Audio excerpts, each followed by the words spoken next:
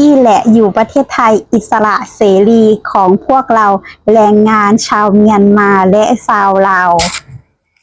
สบายดีสวัสดีค่ะพีพีเอฟซีทุกท่านวันนี้มาพบมาพอกับออนเช่นเก่าเช่นเคยแล้วค่ะทุกคนค่ะ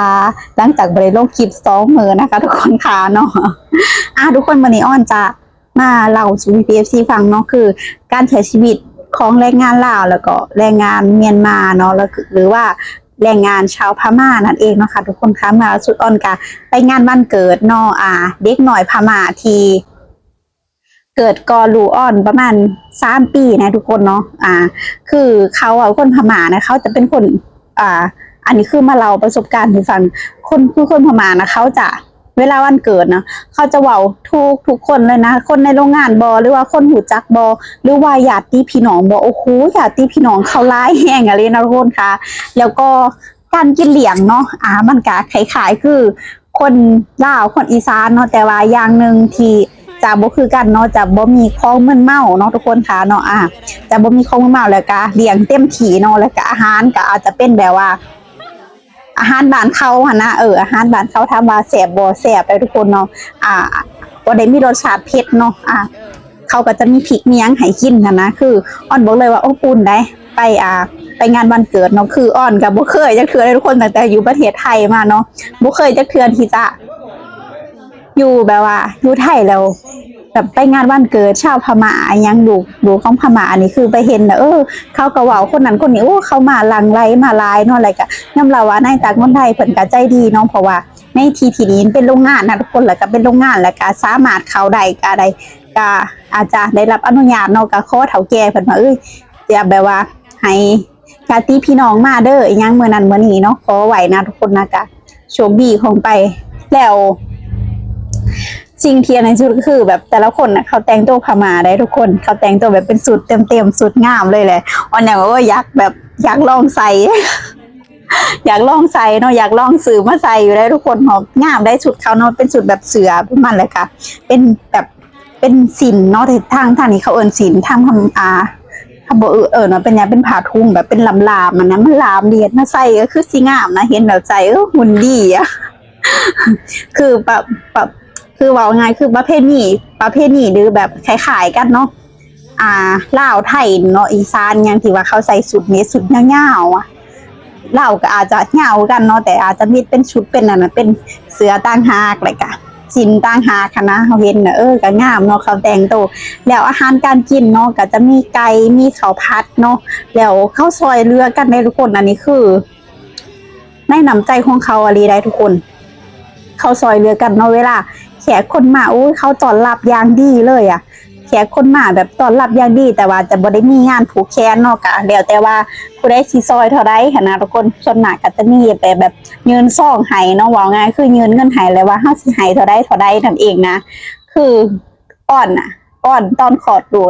อ้อนก็ส่วนมากอะผูกแขนแต่ว่าอ้อนบ่ได้ถ่ายลงเนาะเพราะว่ายุ่งมากแล้วก็อันนั้นมากเนาะเพราะว่าตอนมาแรกๆหาได้อาทิตย์นึงเนาะอ้อนก็ผูกแขนเนาะเขาก็มาซอยเนาะเขาก็มาซอยผูกแขนมาซอยผู้นั้นผู้นั้นผู้นั้นเท่านั้นผู้นี้เท่านี้นะแต่ว่าเฮาคนบ่หลายเนาะทุกคนบ่สามารถที่จะแบบว่ามีเวลามาถ่ายคลิปมีเวลามาถ่ายคลิปคนเฮามันบ่หลายเนาะแต่ว่าคนอันนั้นเขาเอากันแห้งเนาะเขาแบบว่า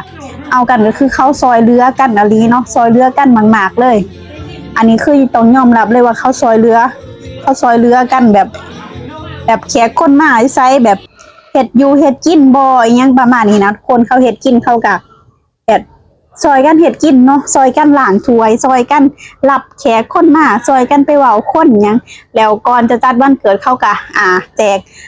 บางคนก็เป็นกาแฟบางคนก็เป็นแบบขนมฮ้อนขนาดค้างโรงงานนี่เขาก็มายังมาแจกมาแบบว่าง่ายคือพวกเขาบ่ได้เป็นคนขี้ถี่ได้ทุกคนอ้อนบอกเลยอ้อนสัมผัสกับคนพม่านะคือถ้าผู้ใดได้สัมผัสน่ะสิฮู้เลยแต่สำหรับอ้อนได้สัมผัสเลยเข้าใจดีเขาบ่ได้เป็นคนขี้ถี่เขาแบบเป็นกันเองมากๆเลยเขาแบบมีงานวันเกิดเขาชวนไปแล้วเขาแบบเขาบ่ได้รู้จักเขาเนาะเขาก็บ่กล้าไปแต่ว่าในคนในโรงงานนะเขาจะกล้าไปเนาะเขามาเว้าเฮาน่ะเขาก็กล้าไปแล้วเขาก็ต้อนรับอย่างดีเนาะ เขาก็ตอนรับอย่างดีว่าง่ายคือบ่ได้เป็นคนขี้ทีบ่ได้เป็นคนขี้องค์เนาะแล้วก็อ่อนน้อมถ่อมตนมากทุกคนค่ะอ่อนน้อมถ่อมตนมากเวลาแบบอิหยังให้เฮาต้องแบบจังซี่คือเฮาว่าโอ้เห็นแล้วแบบเอ็นดูเขาได้ทุกคนยอมรับว่าเขาแบบนิสัยดีเนาะอัธยาศัยดีเนาะเว้าแบบถึงเฮาจะบ่ได้เว้าแบบสื่อสารกันด้วยบางคนน่ะเว้าภาษาไทยบ่เป็นได้ทุกคนอันนี้ยอมรับเลยบางคนเว้าภาษาไทยบ่เป็นแต่ก็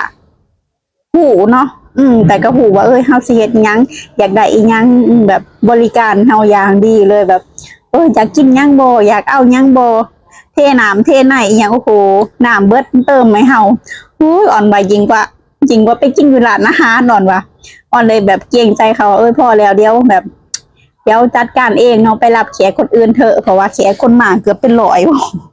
เกือบเป็นร้อยคือว่าประมาณ50-60แหละมั้งโดยประมาณได้ทุกคนอันนี้โดยประมาณเข้ากับเฮ็ดข้าวผัดเฮ็ดข้าวปุ่นเนาะแต่ว่าเป็นข้าวปุ่นพม่านะทุกคนเป็นข้าวปุ่นเป็นข้าวปุ่นพม่าเนาะแต่ว่าถ้าบ่ได้กินบ่ข้าวปุ่นนำนี้บ่ได้กินเนาะอ้อนกินข้าวผัดอ้อนก็อิ่มเลยกินข้าวผัดแล้วก็เขาเฮ็ดหนองไก่คืออาหารพม่านะเนาะเขาแบบเผ็ดรสชาติจืดดีได้คนรักสุขภาพมากินจืดๆนะโอเคแต่พวกอ่อนกินรสจัดกินเค็มซึ่งบ่ดีต่อสุขภาพแฮะยอมรับว่าอาหารเขาแซ่บเนาะข้าวผัดก็แซ่บเนาะอ่อนก็เลยพาน้องอ้าวน้องคือน้องของขนาดนะทุกคนน้องของแฟนเนาะข้างๆของพากันไปกินเนาะคนลาวมีแค่ประมาณคนลาว3 คนเลยก็เพราะว่าน้องแฟนกับมีแฟนเป็นคนไทยเนาะกับคนไทยคนหนึ่งพากันไปกินถามมากันว่าแซ่บบ่น้องอันไผแซ่บแล้วแซ่บก็กินพากันกินหลายๆเนาะเขาคือแล้วก็อีกอย่างหนึ่งนะทุกคนอยากบอกให้ PFC ได้หูด้วยคือในโรงงานเฮาเนาะบ่ว่าจะเกิดอีกอย่างเนาะพากันทยอยกันเก็บเงินเนาะอันนี้คือบ่ได้มีแม่นความคิดของคนไทยหรือแม่นความคิดคือความคิดของพี่พม่าคนหนึ่งเนาะคือเขาอยู่ไทยเขาอยู่โรงงานนี่คือเป็น10 กว่าปีแล้วเนาะเข้าใจดีเว้าไทยชัดเจนเนาะเพราะว่าจะเกิดเหตุหยังขึ้นเนาะเขาเก็บเงินกันผู้ละ5ผู้ละ10ซอยเหลือเนาะแล้วล่าสุดนะเก็บเงินนะทุกคน เก็บเงินผู้ใดผู้ใดมีก็ให้ผู้ใดบ่มีก็บ่เป็นหยังเนาะผู้ละผู้ละ10ซอยกันบางอย่างนี่ก็เก็บเงินซอยน้ำท่วมเก็บเงินซอยน้ำท่วมเพิ่นว่าอ้อนถามว่าเก็บเงินไปหยังเก็บเงินไปซอยน้ำท่วมอยู่หาดใหญ่ว่าซั่นอ้อนละซึ้งใจเลยนะทุกคนคือเพิ่นบ่ได้อยู่แค่ประเทศไทยอย่างเดียวเพิ่นก็ยังมีน้ำใจเนาะซอยเหลือคนไทย ที่ประสบอุทกภัยน้ำท่วมในหาดใหญ่เพิ่นว่าซอยเรือแต่บ่ฮู้ว่าใดเท่าใดเนาะอ้อนก็บ่ได้ถามแต่ว่าถามว่ามีคนซอยบ่ก็มีคนให้เนาะเพราะว่าวันเสาร์พวกเฮาจะเงินออกเนาะพอเงินออกแล้วก็แล้วแต่ผู้ใดสิให้นะผู้ใดก็ผู้ละ50ผู้ละ20เนาะผู้ละ100ก็แล้วแต่ผู้ใดสิแบบสัตว์ผู้ใดสิซอยเว้าง่ายคือผู้ใดสิซอยเนาะอ้อนว่าเขานี่ใจดีอะดีเนาะอยู่บ่ได้อยู่แค่ประเทศไทยอย่างเดียวอยู่นำแล้วก็ตอบแทนคนไทยนำนี่แหละเนาะสิ่งที่อ่อนอยากมาเล่าสู่ PFC ฟังเนาะเรื่องราวแบบคนในโรงงานเนาะเขาใจดีแล้วก็เพื่อน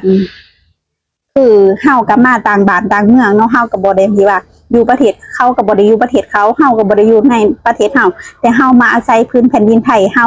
ถึงแบบงามแบบว่าเกิดอีหยังขึ้นมาเนาะก็พากันช่วยเหลือแล้วก็พากันแบบอยู่กันอย่างมีความสุขอยู่กันแบบว่า